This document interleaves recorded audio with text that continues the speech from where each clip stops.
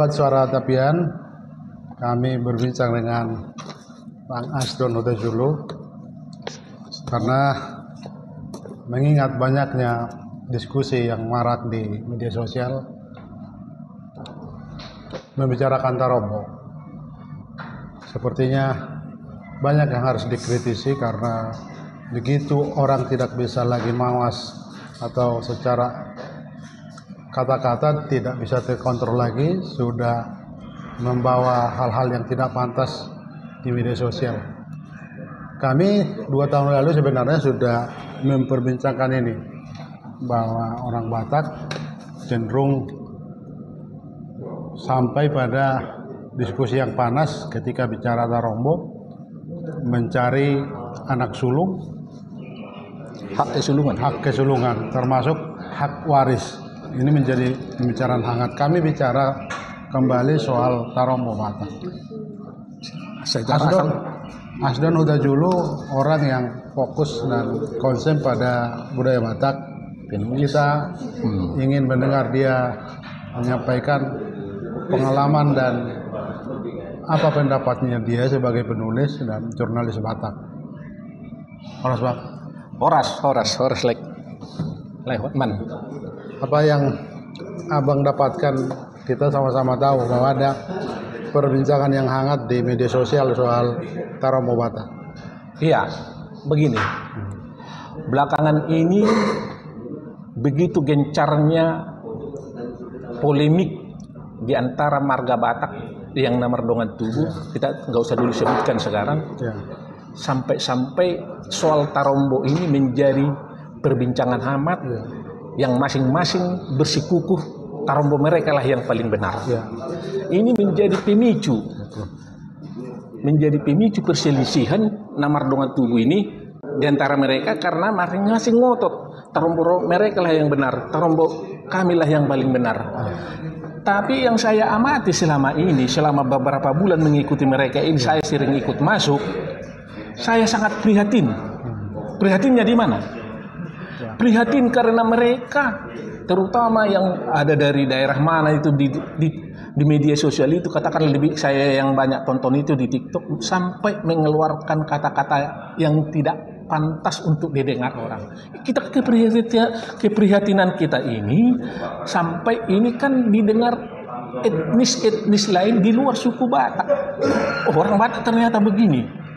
Salah satu kelemahan kita di dalam berdiskusi atau membicarakan suatu diksi yang berbeda pendapat, cenderung orang kita Batak ini sangat emosional.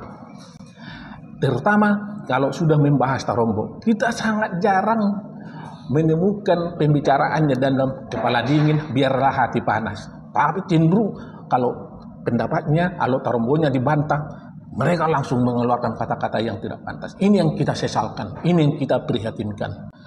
Ini salah satu keprihatinan kita terhadap polemik yang marak di media sosial itu. Yang saya lihat umumnya mereka karena tidak mengetahui bagaimana sebenarnya Tarombo, sejarah. Tarombo harus kita landaskan kepada historikalnya. Kalau sejarah Batak menyebut Tarombo ini kan juga harus dikelirkan. Karena cenderung orang menganggap bahwa Tarombo itu sudah ada sejak dulu, artinya sejak purbakala. Padahal kalau kita tahu dari buku sejarah ini, tolong diceritakan nanti, kan setelah ada Waldemar Hutagalung baru kita tahu mana Tarombo begitu. Iya, inilah sebenarnya yang perlu kita luruskan, bahwa Tarombo orang Batak itu bukan lahir sejak dahulu kala, sejak ada orang Batak. Tidak, ini suatu persepsi yang salah menurut saya, yang kita temukan dalam berbagai literasi. Nah, Tarombo orang Batak itu adanya baru terbit setelah Raja Sisingamangaraja 12 gugur tahun 1907. Nah, itu harus kita urai kronologisnya. Mengapa ada Tarombo setelah Sisingamangaraja 12 gugur? Nah, disitulah mulai Belanda melakukan aneksasi di Tanah Batak, menduduki pemerintahan di Tanah Batak. Karena kan Sisingamangaraja 12 sudah kekerajaannya sudah dianggap berakhir. Oke, sebelum lebih lanjut, kan kalau kita bicara dinasti Mangaraja 12, Belanda punya keinginan untuk melihat apa sebenarnya yang membuat Batak itu militan. Karena begitu Simangaraja meninggal 12 meninggal, tewas, masih ada perlawanan dari masyarakat itu kan sebenarnya. Maka mereka temukan, mereka lihat bahwa orang Batak itu memang otonom, masing-masing huta otonom begitu. Huta yang otonom. Iya. Jadi itu kan juga memicu kemudian Belanda membuat Tarombo itu dengan orang yang disuruh Waldemar Huta Galung. Nah, ini kaitannya begini. Setelah si Singamangaraja meninggal, yang saya sebutkan tadi 1907, masih timbul terjadi pergolakan-pergolakan perlawanan terhadap kolonialisme Belanda dari para pengikut setia si Singamangaraja. Mulai dari kelompok Parhudamdam, mulainya si Sarbut Tampu Bolon, salah seorang pejuang yang sangat simpati kepada baru yaitu si Guru Sumalaing Pardede yang dibuang ke Sukabumi sana karena membela si Singamangaraja juga kan. Nah, setelah ada ini juga Hutapea. Nah, Hutapea ada Raja Partahan Bosi yang itu opungnya bapaknya Hotman Paris itu. Salah satu panglimanya si Singamangaraja 12 yang ada di Toba. Dia di Laguboti. Dia sampai ke kawasan duluan, dia lah panglimanya si Singamangaraja di sana. Tapi perlawanan Singamangaraja sendiri kan berakhir di Sionopudon, di Parlilitan. Parlilitan, iya. Karena sejak 1885 si Singamangaraja kan sudah minggat dari Bakara ke Sionomhudon. Ya. Jadi selama 22 tahun dia di sana. Ya. Di Sionopudon. Mengapa dia sulitnya ditangkap di Singamangaraja di Sionopudon? Karena memang medannya sangat berbukit-bukit, hutannya sangat luas, dan militansi daripada warga Sionopudon ini sangat kuat melindungi si Singamangaraja di sana. Artinya di sana tidak ada pengkhianat. Seperti yang terjadi banyak kita temukan dalam literasi di Toba itu kan.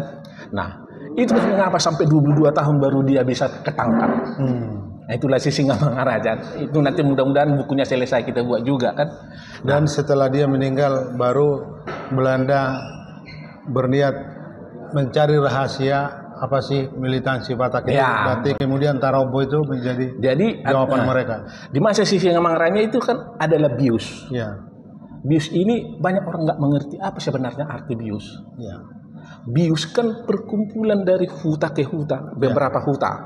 Dalam huta itu kan ada otonomnya. Itulah yang dinamakan Raja Huta.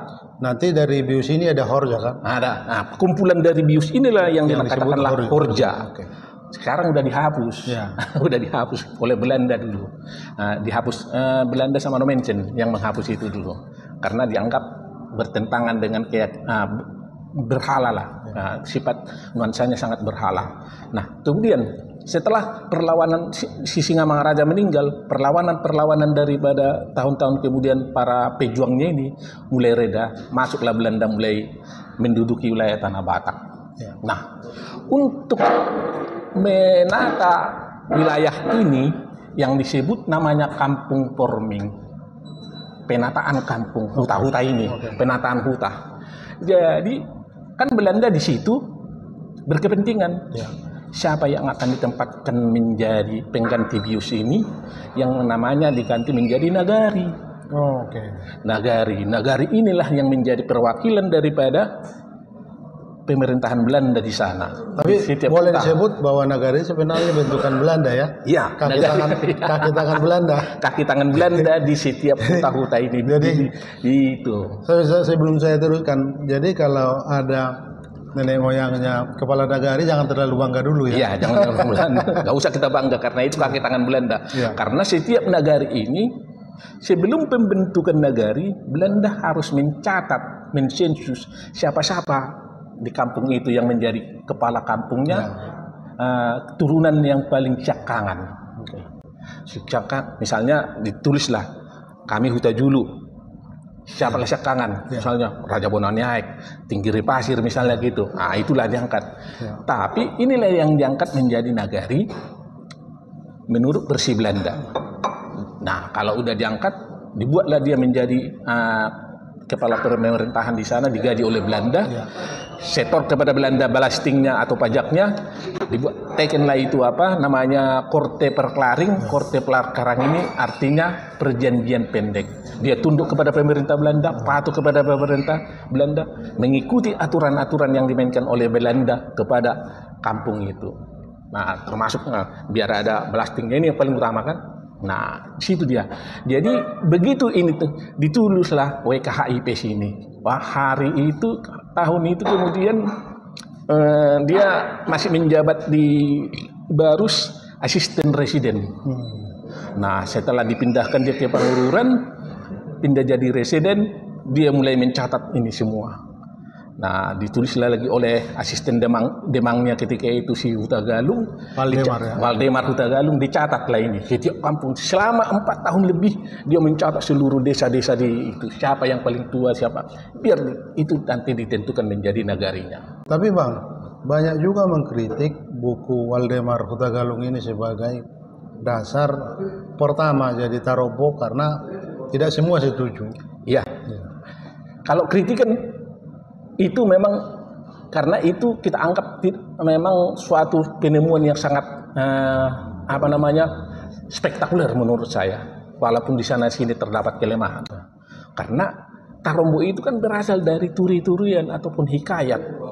Ya, yang kalau orang Batak bilang torsa-torsanya, kejadiannya, siapa yang asal mula di kerajaan di sini. Dari mana asal usulnya, opungnya itu dari mana. Inilah yang dicatat. Jadi itulah bedanya Tarombo dengan Pertuturon.